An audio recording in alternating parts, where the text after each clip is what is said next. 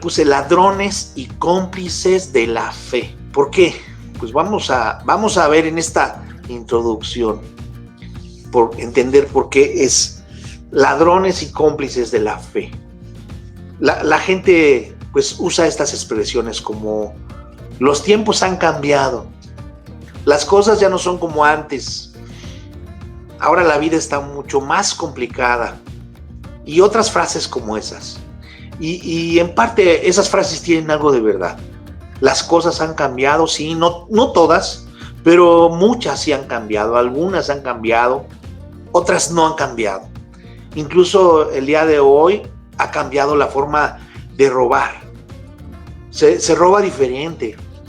Los ladrones buscan la manera de robarle de formas que usted no lo puede creer. Y a veces no se esperan a que usted esté ahí, se acercan a un cajero automático y si no pueden asaltar a alguien, a una persona, pues simplemente se llevan toda la caja, ¿verdad? Y lo roban. Y pues hay ladrones muy, muy diligentes. Estudian a una familia, saben el horario de cada integrante, saben el tiempo exacto del que disponen para realizar el robo, para realizar un secuestro. Y los ladrones atacan generalmente de noche. ¿Por qué? Porque tienen menos posibilidades de ser descubiertos y de que los atrapen.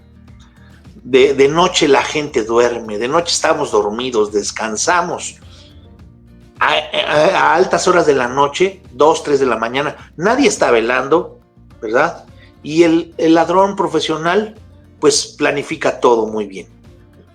Así que cuando usted ve en las noticias de qué forma los ladrones roban hoy en día, de todo, robos de todo tipo, robos en internet, robos de una forma avanzada en empresas, en negocios, en tiendas, etcétera.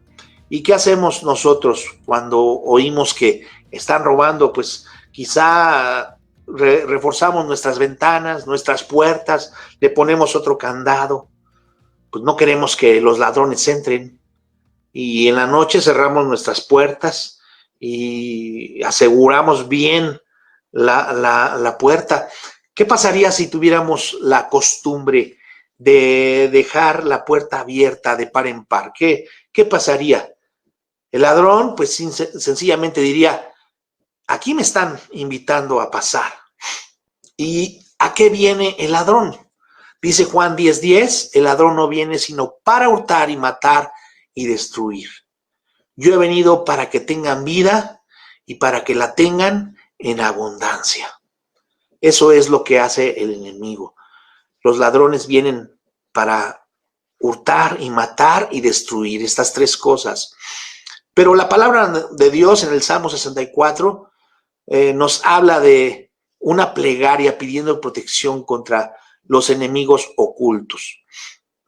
Y dice el Salmo 64, escucha, oh Dios, la voz de mi queja, guarda mi vida del temor del enemigo, escóndeme del consejo secreto de los malignos, de la conspiración de los que hacen iniquidad, que afilan como espada su lengua, lanzan cual saeta suya palabra amarga para asaetear a escondidas al íntegro.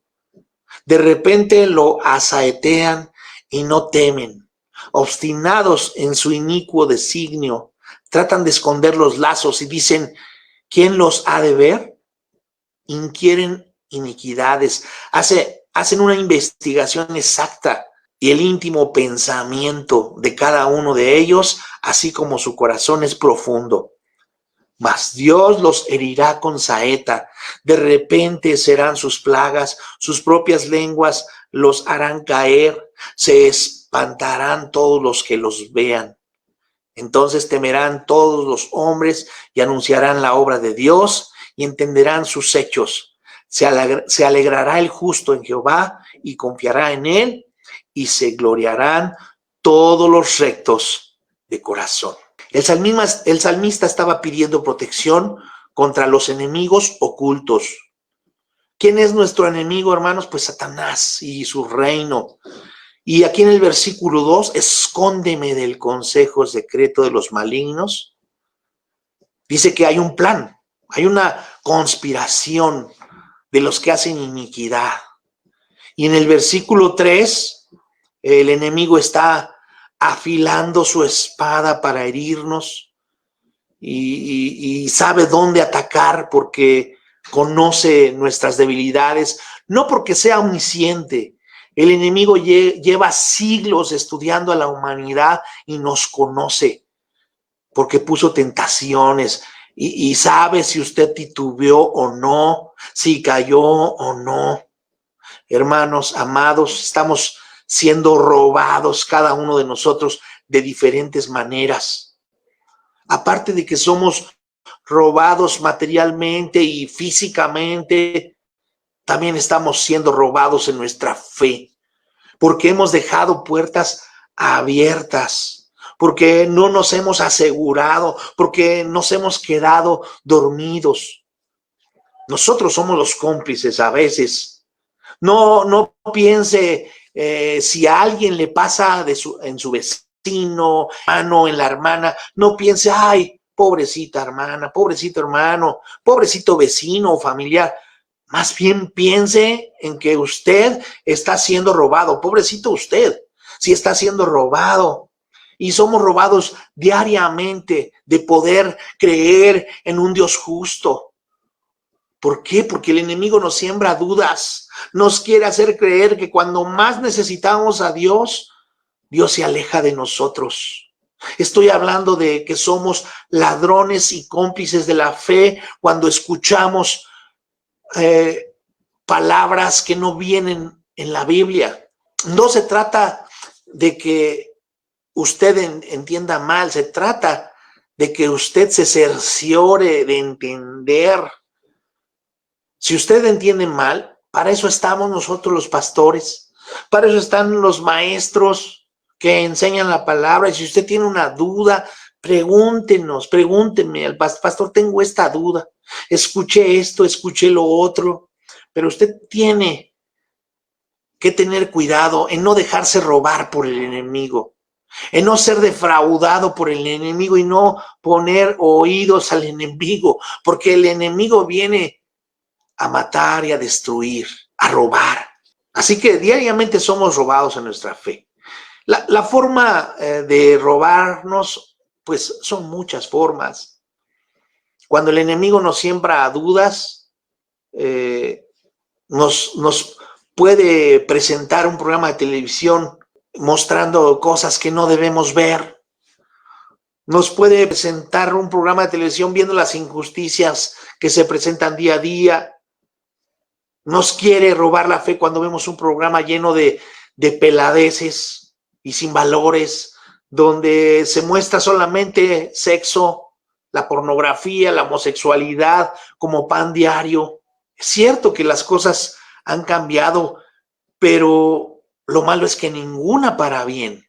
Hace 3 décadas, usted vea, no se mencionaba una mala palabra en la televisión, una grosería no se podía mencionar en los programas de televisión. Hoy de cada 10 palabras, pues seguramente se hablan 8 son groserías y 2 palabras son convencionales. Nos hemos vuelto analfabetas de la educación verbal. Y algunos podrán decir, pues han cambiado cosas para bien, ya no dejan fumar en aviones, en escuelas, en oficinas, en bancos, etcétera. Pues sí, pero el índice de drogadicción ha aumentado al 300%. Todas las noticias, todo lo que vemos, acuérdense que el enemigo nos pone a la vista cosas que no debemos ver. Y uno de ellos es el Internet. El Internet es una espada de 2 filos. Usted lo puede usar bien. Es como un cuchillo en su cocina. Con ese cuchillo usted puede matar a alguien, pero con ese cuchillo usted corta las verduras para comer. Ese cuchillo puede usarlo en 2 maneras. ¿Qué ha pasado? ¿Qué ha pasado? Hoy la drogadicción ha aumentado de una forma exuberante y eso es lo que el ataque del enemigo para robarnos nuestra fe, para que usted haga menos caso de la palabra de Dios y más caso a lo que pasa. Pero sí es de preocuparse, hermanos, sí es de preocuparse. Yo estaba escuchando una noticia hace unos días que incluso aquí se la voy a poner. Son noticias que escuchamos, pero a veces como que ya se nos hacen normales. Dicen, no, pues ya normal. Y sí es normal que ya en estos tiempos pase una noticia así. Lo que no es normal es que nos conformemos. Lo que no es normal es que no oremos por nuestros hijos. Lo que no es normal que no oremos por aquellos que están en drogadicción. Hay muchas personas que están cayendo en la drogadicción y a veces no lo sabemos. Incluso muchos que se dicen cristianos se drogan. Muchos que se dicen conocer la palabra de Dios han caído en ese mar de pobreza espiritual. Mire, escuche esta noticia. El consumo de drogas en nuestro país, del que hemos estado hablando, ha aumentado, pero también el número de personas que desarrollan un problema de adicción a alguna de estas drogas. Lo más grave, desde luego, son los niños, en quienes las drogas provocan consecuencias mucho más graves, porque afectan el desarrollo de su cuerpo, pero especialmente el cerebro, causando daños en áreas de aprendizaje, menor velocidad de pensamiento y problemas de lenguaje. Un trabajo de nuestro compañero Santos Mondragón. ¿A qué edad empezaste a consumir? A los 8 años. ¿Qué fue lo que probaste? Empecé con marihuana, seguí con cocaína, con activo y ya después empecé a fumar piedra. Flor tiene 17 años. La mitad de ellos ha consumido drogas. Le agarraba sus anillos, sus cadenas a mi mamá para empeñarlos. En un día, pues luego llegaba a consumir 3, 4 cigarros de marihuana y 2, 3 líneas de cocaína. Yo me sentí todo el tiempo culpable de lo que le pasó, de no haber puesto más atención con mi hija. Yo la decido internar por primera vez en un grupo y era una recaída tras otra. Cuando definitivamente se me perdió fue por un mes. En ese tiempo, Flor se embarazó de otro joven también consumidor. Ahí su vida cambió. Se enfocó mucho en su embarazo. Su embarazo fue un aliente para ella para salir adelante. Madre e hija reciben terapia en un centro de integración juvenil. La bebé tiene 8 meses. Me siento muy orgullosa de mi niña porque ya lleva 1 año y meses sin consumir ninguna sustancia. Para otros consumidores, la rehabilitación ha sido más difícil. Como Josefa, quien tiene 39 años. Ha consumido crack los últimos 8. Entré en depresión, empecé a consumir piedra y crack. El último año ya era casi diario. Josefa permanecerá internada 90 días en un centro de integración juvenil bajo el modelo de comunidad terapéutica aislada voluntaria.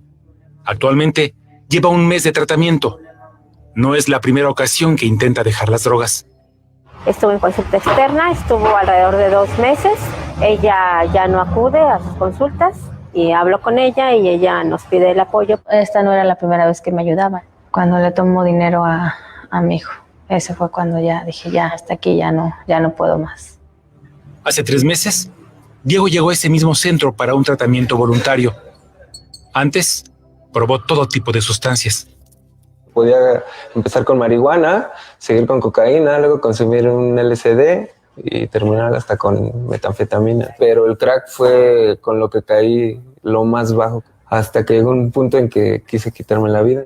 El mes pasado fue dado de alta y ahora acude a consulta externa para no recaer. Entre la severidad del consumo que traigan a disposición, sobre todo también que le apoye la familia. Pensamos que uno de los principales pilares para la rehabilitación es que la familia venga acompañando a estos chicos, ¿no? ¿Qué le pareció la noticia? Quizá usted diga, bueno, eso lo oímos diario, lo vemos diario, pero, ¿sabe? Me duele mucho escuchar este tipo de noticias. No solamente eso es aquí en la alcaldía Álvaro Obregón. Yo estoy en la alcaldía, estamos en la alcaldía Coyoacán, pero la iglesia, el templo está en la alcaldía Álvaro Obregón y no solamente en esta alcaldía, sino en todas las alcaldías de la Ciudad de México hay mucho problema con las drogas. ¿Qué estamos haciendo? Nos están robando la fe, hermanos. Satanás vino a matar, a destruir. Y eso es lo que está haciendo. Les voy a presentar otra noticia pequeñita también. Escúchela, véala y ahorita lo comentamos. El cristal pues es una droga muy celosa. Al principio te la regalan, ya después te vas enviciando. En cualquier lugar escuchabas el cristal y el cristal. El cristal es en lo que me perjudicó a mí, ¿no? En que ya no me empezó a gustar ser un niño. Jessica y Christopher se engancharon en cuestión de días al cristal. Ella, de 14 años de edad, la probó por primera vez hace 2 años en Ciudad Juárez. Se juntaba con vendedores y para solventar su adicción, vendió todas sus pertenencias. Christopher, de 13 años, comenzó a fumarlo en la primaria. Pasaba noches seguidas consumiéndolo con amistades. 1 gramo, dicen, les costaba de 300 a 600 pesos. Una dosis, 100 pesos. Te lo puedes encontrar hasta tirado, la verdad, de que hay mucho cristal. Eso que te ofrecieron es cristal. No lo aceptes y no lo ingieras. Pasan de consumidores a vendedores como Alex, de 17 años, y Lucía, de 29. Se traen en tráiler, nosotros directo a la central de autobuses. El mismo chofer del ómnibus de México se bajaba y nos daba una bolsa. El fabricante le pone su precio. El cristal es 3 veces más adictivo que la cocaína, pero el costo de fabricarlo y transportarlo es menor. 1 kilo, que puede costar 30,000 pesos, genera 35 onzas. Cada onza tiene 28 gramos, que se venden hasta en 800 pesos. Tan solo en Ciudad Juárez, el narcomenudeo genera a los grupos delictivos 75 millones de pesos mensuales. Más que moda, ya es una pandemia. Zona centro, en los mercados, maquiladoras, traileros, se paga el famoso crico coin. No te pagan con dinero, te pagan con sustancia. Se ha quedado una gran parte de la droga sintética, la vuelven a cocinar, le dicen ellos, le vuelven a poner más químicos todavía de los que trae, hacen cantidades más grandes, la diluyen en dosis muy pequeñas. Ya siento que me está latiendo el corazón al millón. Edgar, de 29 años, gasta al menos 150 pesos diarios en una dosis. Dice que prefiere inyectársela porque el efecto es mejor, pero teme que pueda ser asesinado por comprarle a otro grupo. Una vez que lo apruebas, ya no lo vas a poder dejar. Empiezas a robar, empiezas a asaltar, empiezas hasta a matar, ¿no? Porque tú quieres una dosis de cristal. O sea... Qué tremendo, ¿no? Ay, hermanos, qué tremendo, qué triste. Duele en el corazón, así es, duele en el corazón ver cuántos están perdiendo en las drogas, y el enemigo es ladrón de nuestra fe. El enemigo trabaja con esas personas que ya les han hablado de Dios, pero no quieren aceptarlo. Si usted puso atención a este video, dice que se gastan 150 pesos diarios. ¿Cómo le hace una persona para primero ganarse 150 pesos diarios? No es fácil. Entonces, por eso roban, por eso llegan hasta matar, dice él. Hermanos, te roban tu fe y nos hacemos cómplices. Cuando nosotros vemos los programas en la televisión y pensamos que todo eso ya, con eso estamos contribuyendo, vemos que la Rosa de Guadalupe, que cada quien su santo, que solamente es humanismo. Y a veces pensamos, esos programas nos hacen bien porque pues son religiosos. Y así podría estarme hablando de cosas que nos roban la fe hoy en día. Son tantas cosas que nosotros contribuimos en ser parte de eso.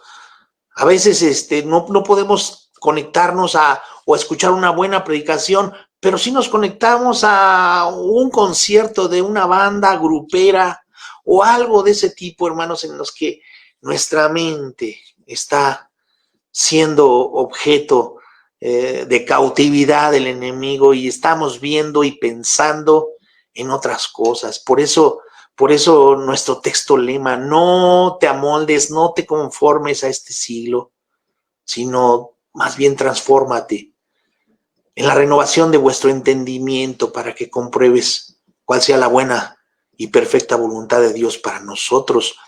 Dios quiere renovar tu mente, renovar todo. ¿Y por qué somos ladrones y cómplices de la fe, hermanos? En primer lugar, por la pobreza espiritual. La pobreza, ¿sabe cómo trabaja la pobreza espiritual? Por debajo. El enemigo trabaja silenciosamente, como un topo, para que usted no se dé cuenta de que está ahí acercándose a su corazón descuidado. Me contaba el hermano Julio Pascual de la misión que tenemos ahí en San Ildefonso, que en su terreno plantó aguacates, pero que las ratas de campo hacen hoyos y se acaban la semilla y se comen la rama que apenas empieza a florecer, que apenas está creciendo. ¿Por qué? Porque lo hacen hoyos bajo la tierra y no se ven, no se da uno cuenta. Así es el enemigo, trabaja por debajo, en la oscuridad, carcomiendo y robando la fe de los hermanos y se los come, los saca de raíz de la iglesia, los puede sacar. Quien no está firme, hermanos, los puede sacar de la iglesia, miren, así. Y usted se preguntará, ¿pero por qué somos cómplices? Pues, ¿cómo manifestamos nuestra complicidad? Primero, con una vida pobre en oración.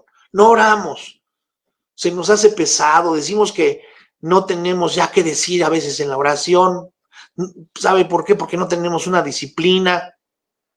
Ni siquiera 30 minutos, bueno, 15 minutos, ni siquiera una hora pudieron estar conmigo, les decía el Señor a los discípulos. Que sean 15 minutos al menos, hermanos, pero de verdadera oración. ¿Quién podría comprometerse que al menos oremos 15 minutos por la mañana a diario? Entonces, primero es una vida pobre en oración. En segundo lugar, porque hay una vida pobre en las Escrituras. ¿Para qué estudiar? Pues precisamente para que crezcamos. Necesitamos escudriñar la palabra. Y a veces decimos cuando íbamos al templo, bueno, en la iglesia nos ponen la letra, ahí nos la leen. Ahora las cosas han cambiado, ahora decimos en la transmisión nos la leen, nos la ponen ahí. ¿Para qué leo yo? ¿Para qué cree usted, hermanos? Tenemos que leerla y comprobar que lo que estamos predicando es verdad. Pero no se confunda. Si usted tiene dudas, pregunte. El enemigo puede robar su fe haciéndole creer otra cosa y usted decir, ya no quiero nada con el evangelio. ¿Sabe a quiénes les pasó así? Comprobaban lo que decía la palabra a los hermanos en Berea, dice Hechos 17, 10 y 11. Dice, inmediatamente los hermanos enviaron de noche a Pablo y a Silas hasta Berea. Y ellos, habiendo llegado, entraron en la sinagoga de los judíos. Y estos eran más nobles que los que estaban en Tesalónica, pues recibieron la palabra con toda solicitud. Y mire ahí lo que dice, escudriñando cada día las Escrituras para ver si estas cosas eran así. Hay una frase que dijo Amos Bronson Alcott, es un escritor, dijo, la enfermedad del ignorante es ignorar su propia ignorancia. Se lo voy a repetir, la enfermedad del ignorante es ignorar su propia ignorancia. Dios nos dijo que juzgáramos a los espíritus. Debemos tener una receptividad espiritual, como lo dice ahí en primera carta a los Tesalonicenses 2:13. Dice, por lo cual también nosotros sin cesar damos gracias a Dios de que cuando recibisteis la palabra de Dios que oísteis de nosotros, la recibisteis no como palabra de hombres, sino según es en verdad la palabra de Dios, la cual actúa en vosotros los creyentes. Nosotros, amados hermanos, somos responsables de velar y orar por los que nos imparten la palabra, porque es bien difícil, hermano, hermana, amado hermano, bien difícil predicar, bien difícil ponerse enfrente de una cámara. A mis hermanos que estamos predicando, decimos una palabra por otra. A veces se nos olvidan las cosas y al final decimos, ay, no mencioné esto, no mencioné lo otro. Tenemos un bosquejo, yo sigo un bosquejo. Qué bendición los que pueden predicar así abiertamente y solamente tienen un texto. yo no puedo todavía, yo tengo que estudiar antes y tengo que estar escribiendo lo que estoy pensando y lo que Dios me da a través de su palabra, y para que no se me olvide, y lo estoy repasando y pongo textos y empiezo yo a recibir palabra de Dios. Yo soy el primero, pero qué difícil es, hermanos. Así que yo le pido que ore por todos los que predicamos, porque sí es difícil, no es fácil. Y en tercer lugar, manifestamos nuestra complicidad con una vida pobre en consagración en general. ¿Servimos a quién? Al Dios viviente, al Dios que todo lo puede, pero muchos sirven al Dios de este siglo, al hombre, a la carne, a las emociones. Muchos sirven al pastor. ¿O a quién servimos? En el sentido humano, siguen al hombre y lo hacen Dios con minúscula, y no siguen a nuestro Dios. Debemos entonces consagrarnos a Dios, orar, leer la palabra, estudiar. Todo a nuestro nivel, hermanos. No todos sabemos todo, hermanos, y Dios sabe cuando nosotros nos esforzamos. Desde los niños, jóvenes, adultos, ancianos, cada uno a su nivel. Miren, los sábados estamos dando clase y hay hermanos grandes y tengo que expresarme de una manera en que me entiendan, y me han preguntado, no entendí, hermano, ¿puede explicárnoslo otra vez? Y lo tengo que explicar otra vez y no hay problema. Así que, hermano, hermana, no se sienta mal, que diga, es que yo no entiendo, es que yo no soy bueno para eso, yo no entiendo nada. Por supuesto que podemos entender. Pídale al Espíritu Santo que le revele poquito a poquito, pero la palabra va a ser revelada a usted si usted se lo pide. Y en cuarto y en último lugar, somos cómplices con una vida pobre en buenos frutos. En la carta de Santiago nos dice que la fe y las obras son consecuencias de nuestra salvación. Por sus frutos los conoceréis. Por el testimonio se conoce a los hermanos y hermanas. Usted no puede hacer caso de una persona que no tiene ningún fruto, de una persona que no tiene autoridad espiritual en ningún sentido. ¿Por qué? Porque usted ve su vida detrás y no es un buen ejemplo, no es un buen testimonio. Y de eso habla la palabra cuando nosotros damos testimonio de dar buenos frutos, testimonio de que hemos sido salvos y estamos día a día forjando el poder crecer, forjando nuestro destino a través de conocer la palabra, de oración, de nuestro buen testimonio. Y ahí vamos, hermanos, subiendo escalón tras escalón. Uno, aunque sea, pero que nos cueste trabajo, pero ahí vamos, ya subimos un escalón, ya no estamos en el de abajo. A veces subimos 2 o 3, qué bueno, gracias a Dios. El chiste es que no retrocedamos. El chiste es que no subamos 2 y retrocedamos 5 para abajo. No, hermanos, necesitamos ir hacia arriba. Así que nuestra salvación se demuestra en la fe y en las obras que nosotros tenemos. Pero siendo un árbol sin frutos, ¿qué dice la palabra de Dios? Dios nos va a cortar y a echar al fuego. Dios es paciente con nosotros, nos va a esperar, pero si no hacemos nada nos va a apartar y luego al fuego. Bueno, entonces, como dije, en primer lugar, la pobreza espiritual. En segundo lugar, falta de temor de Dios. Eso hace que seamos ladrones y a veces cómplices. Y dice usted, yo no soy ladrón. Ya le expliqué entonces que a veces contribuimos, si no somos ladrones, contribuimos y somos cómplices amoldándonos al mundo y a todo lo que ofrece el mundo. Pero necesitamos entender que nos falta el temor de Dios. En la Biblia se nos exhorta una y otra vez que debemos temer a Dios, que tengamos temor de Él y así vivir en un temor santo. ¿Qué es vivir en un temor santo? Bueno, cuidando de no pecar, cuidando de no fallarle a nuestro Dios.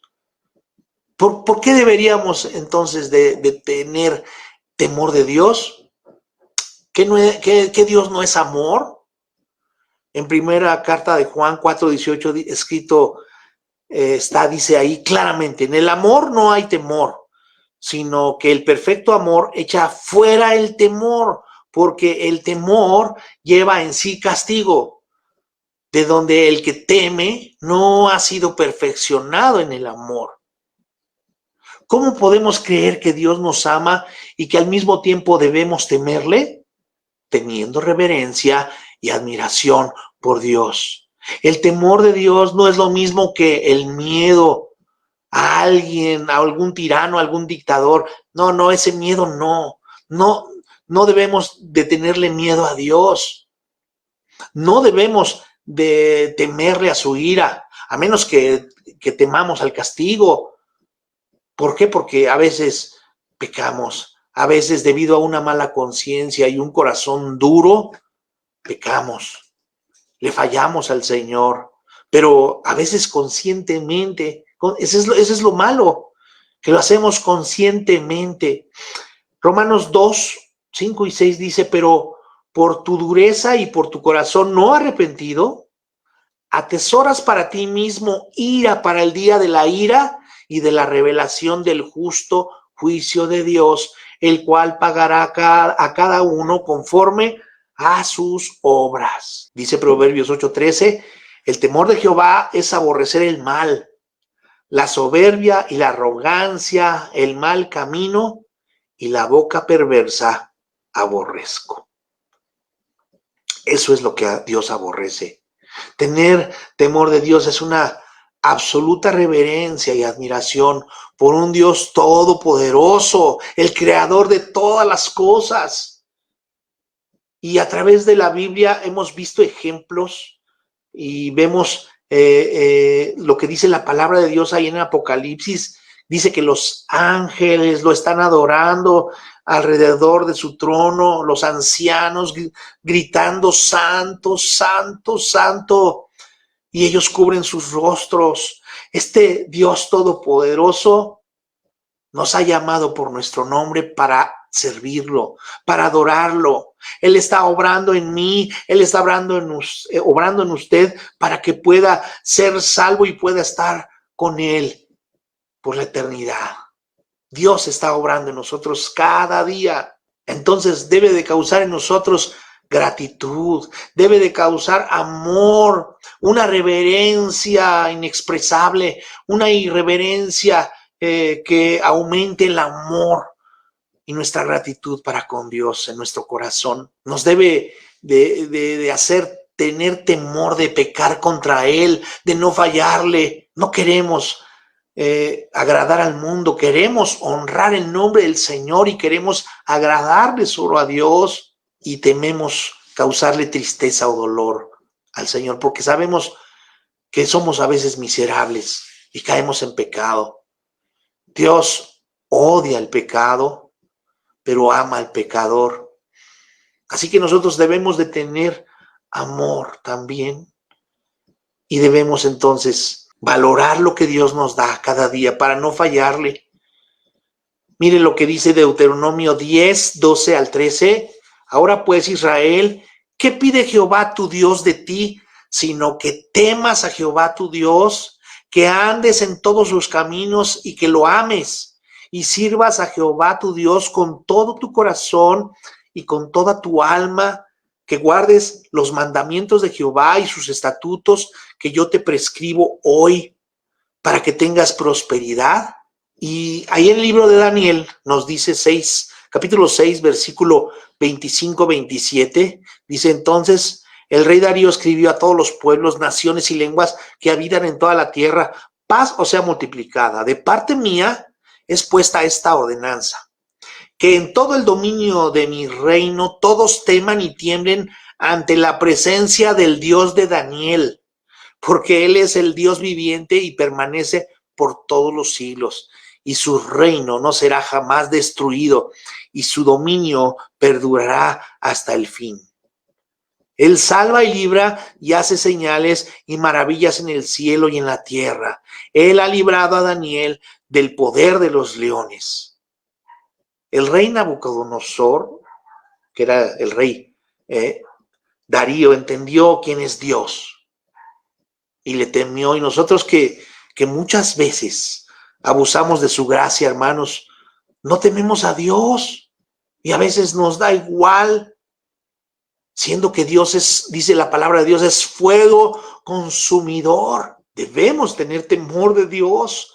Jeremías 2:19 dice, tu maldad te castigará y tus rebelías te condenarán. Sabe pues y ve cuán malo y amargo es el haber dejado tú a Jehová tu Dios y faltar mi temor en ti, dice el Señor Jehová de los ejércitos. Escuche bien, hermano, ponga atención. El temor a Dios hace que seamos protegidos y cubiertos cuando el enemigo nos quiere atacar. Salmo 25, 12 al 14 dice, ¿quién es el hombre que teme a Jehová? Él le enseñará el camino que ha de escoger, gozará él de bienestar y su descendencia heredará la tierra. La comunión íntima de Jehová es con los que le temen y a ellos hará conocer su pacto. Hermanos, qué hermoso texto. La comunión íntima de Jehová es con los que le temen. Y usted y yo necesitamos sentir la presencia del Espíritu Santo cada día. ¿Por qué? Porque le tememos, hermano, usted y yo, por eso podemos tener esa comunión. Salmo 34, 7 al 9 dice, el ángel de Jehová acampa alrededor de los que le temen y los defiende. Amén. Gustad y ved que es bueno Jehová, dichoso el hombre que confía en él. Temed a Jehová vosotros sus santos, pues nada falta a los que le temen. Nada nos falta, amados hermanos, nada le falta. Si usted teme a Dios, nada le va a faltar. Teme a Dios, hermano, y guarda sus mandamientos, porque esto es el todo del hombre. Eclesiastés 5:7 dice, donde abundan los sueños, también abundan las vanidades y las muchas palabras. Mas tú, teme a Dios. Nosotros podríamos hablar mucho de Dios y qué hermoso habla, pero debemos dar testimonio de que tememos a Dios, ese temor santo que debemos tener. Ese es el resumen del camino a seguir aquí en Eclesiastés. Y hermanos, somos cómplices a veces de los que roban la fe, porque nos hacemos amigos de los ladrones por la falta de consagración, por el desorden, por la indisciplina, por el pecado y la falta de santidad. Así que, como ya vimos, en primer lugar, entonces, es la pobreza espiritual. En segundo lugar, la falta de temor a Dios. Y en tercer lugar, la rebeldía. Tenemos orgullo, y el orgullo es el padre de la soberbia. Mire, yo he conocido gente soberbia que no acepta sus pecados, no acepta que le digan sus errores. Si usted conoce a alguien y lo cree su amigo, la prueba de amistad es cuando usted le dice un error y seguramente el amigo le dice, no, dímelo, sí, lo acepto. Pero cuando usted se lo dice, es mentira, no lo acepta y se enoja. A nadie le gusta que le digan sus errores, a nadie le gusta que le demuestren sus errores y no hay ningún destello así de pequeñez, de humildad en ellos. Dice el Salmo 19:13, preserva también a tu siervo de las soberbias, que no se enseñoreen de mí. Entonces seré íntegro y estaré limpio de gran rebelión. ¿Sabe cómo vencemos en la vida? ¿Sabe cómo Dios nos da la victoria cada día? ¿Sabe cómo usted y yo somos de los que decimos vamos de victoria en victoria, no de calamidad en calamidad? Cuando nos humillamos, cuando hay humildad en nuestro corazón.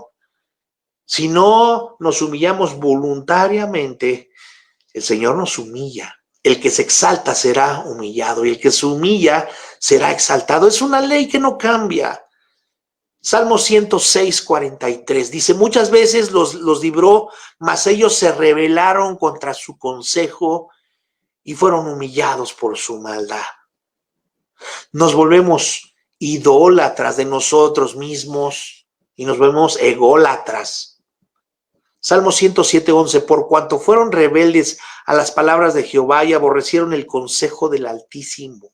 Nos volvemos a veces rebeldes, hermanos. En vez de reconocer nuestro error, nuestra falta, nuestro pecado, nos volvemos soberbios. Isaías 65:12 dice, extendí mis manos todo el día a pueblo rebelde, el cual anda por camino no bueno, en pos de sus pensamientos. Ay, hermanos, ¿de qué está llena nuestra mente?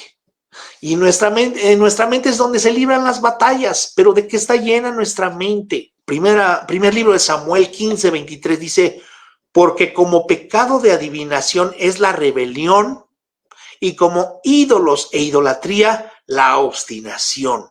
Por cuanto tú desechaste la palabra de Jehová, él también te ha desechado para que no seas rey. ¿A quién le dijeron esto? A David. La desobediencia y la incredulidad, la mentira y la hipocresía son los enemigos de Dios. Deuteronomio 9:23, también fuisteis rebeldes al mandato de Jehová vuestro Dios y no le creísteis, ni obedecisteis a su voz. Otro texto, Isaías 30:9, porque este pueblo es rebelde, hijos mentirosos, hijos que no quisieron oír la ley de Jehová. Oseas 11:7, los rebeldes son mentirosos porque dicen adorar a Dios, pero se adoran a sí mismos. Ahí está, mire. Los rebeldes son mentirosos porque dicen adorar a Dios, pero se adoran a sí mismos. Cuando hay murmuración, no podemos oír la voz de Dios claramente. Cuando estamos murmurando y criticando a quien sea, al hermano, a la hermana, al pastor, a quien sea, por eso no podemos oír la voz de Dios claramente. Dice primera carta a los Corintios 10:10, ni murmuréis como algunos de ellos murmuraron y perecieron por mano del destructor. El apóstol Pablo estaba haciendo alusión a la rebelión de Coré, ahí en Números 16. Una tremenda historia, porque destaparon la ira de Dios. Coré se rebeló contra Moisés y Jehová, y Dios le dijo a Moisés, apártense de esta congregación porque los destruiré en un momento. Miren lo que le dijo Dios a Moisés. Apártense de ellos, porque los destruiré en un momento. Y la rebeldía, amados hermanos, hace que se derrame la ira de Dios.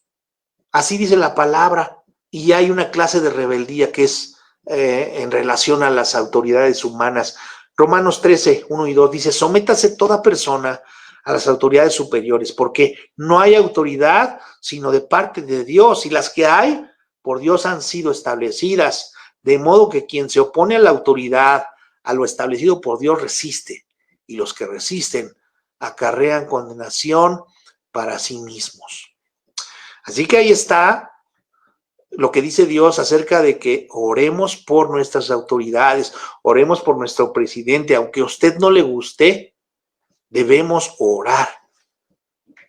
También la palabra de Dios nos exhorta a los padres en cuanto a la rebeldía. Deuteronomio 21:18-21. Si alguno tuviera un hijo contumaz y rebelde, que no obedeciera a la voz de su padre ni a la voz de su madre, y habiéndole castigado no les obedeciere, su padre y su madre lo tomarán y lo llevarán ante los ancianos de su ciudad, a la puerta del lugar donde viva, y dirán a los ancianos de la ciudad, nuestro hijo es contumaz y rebelde, no obedece a nuestra voz, es glotón y borracho. Entonces todos los hombres de su ciudad lo apedrearán y morirá. Así extirparás el mal de en medio de ti, y cuando todo Israel lo sepa, temerá. Yo creo que usted dice, ay, es que bueno, eso fue en el Antiguo Testamento. Pues sí, porque estaban viviendo bajo la ley, nosotros estamos bajo la gracia. Pero hermanos, nosotros debemos entonces hacer lo que dice la palabra de Dios. Tenemos que nosotros exhortar, amonestar a nuestros hijos. Dios no va a mandar a personas para que nos apedreen, pero ¿sabe qué? Nosotros mismos paramos la bendición de Dios. Nosotros mismos nos apedreamos solitos. Nos caen las piedras de la mala suerte, de todo lo que...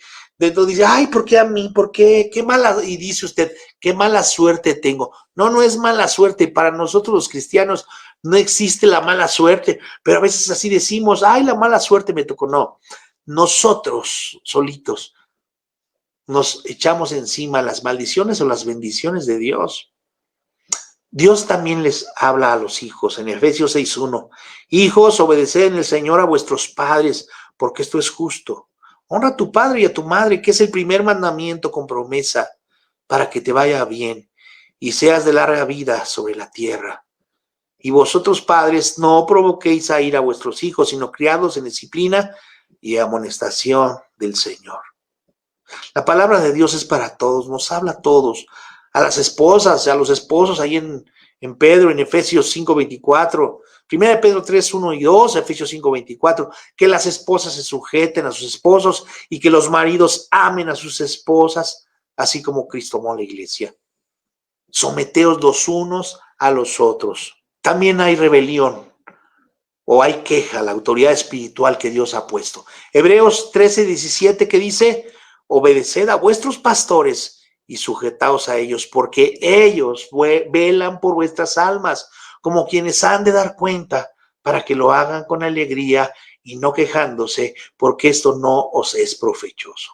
Rebeldía a veces tenemos en contra de las autoridades civiles, y nos tenemos que sujetar también. Ahí en 1 Pedro 2 dice que nos sometamos a toda institución humana y a los que nos gobiernan. Y someteos los unos a los otros en el temor de Dios, dice ahí en Efesios 5:21. Y tengo más textos, pero ya se está pasando el tiempo. Solamente quiero concluir lo que dice Ezequiel 18:31 y 32. Apártense de todas las maldades que han cometido contra mí y háganse de un corazón y un espíritu nuevos, porque ¿habrás de morir, pueblo de Israel, si yo no quiero que nadie muera? Apártense del mal y vivirán.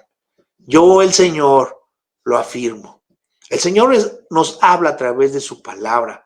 Isaías 55 dice, Jehová el Señor me abrió el oído y yo no fui rebelde ni me volví atrás. Hermanos, ¿cuánto nos ama el Señor? Cuántas cosas nos ha mostrado el Señor y a veces no entendemos. Necesitamos tener esa base para amar a nuestros hermanos. Si Él nos amó, dice ahí en Jeremías 31:1, con amor eterno. Y nos están hablando de ese amor tan grande. Ayer nos hablaron de ese amor tan grande que a veces no lo podemos entender. Jesucristo es amor. Y el que no conoce a Dios, no ha conocido a Dios, porque Dios es amor. El que no ama, no conoce a Dios, porque Dios es amor. Y por último, hermanos, Dios quiere reedificarnos. Dice Jeremías 31:4, de nuevo te edificaré y serás reedificada, Virgen de Israel. De nuevo tomarás tus panderos y saldrás a las danzas con los que, dice, se divierten. En esta versión de la Biblia, Dios habla hoy, dice, tomarás tus panderos y saldrás a las danzas con los que celebran. Y aquí en esta versión dice, con los que se divierten. Y divertir habla de felicidad, de gozo, de alegría, de risas, de hermanos, de esa emoción que queremos sentir de nuevo, estando en la casa de Dios. Porque cuando estamos en la casa de Dios, sentimos ese gozo y alegría y estamos sonrientes y alabamos a Dios con todo nuestro corazón. Dios quiere reedificar nuestro corazón. Dios quiere que no seamos ni ladrones ni cómplices de la fe. Quiere que la palabra crezca en nosotros. El que esté firme, dice la palabra de Dios, mire que no caiga. Hermano, haga caso a la palabra de Dios. No sea rebelde y por favor, ore al Señor, que no haya pobreza espiritual, que haya ese temor santo a Dios y que no haya rebeldía en nuestros corazones para que Dios vuelva a reedificar su amor en nosotros. Que Dios le bendiga en esta noche, que Dios sea con ustedes.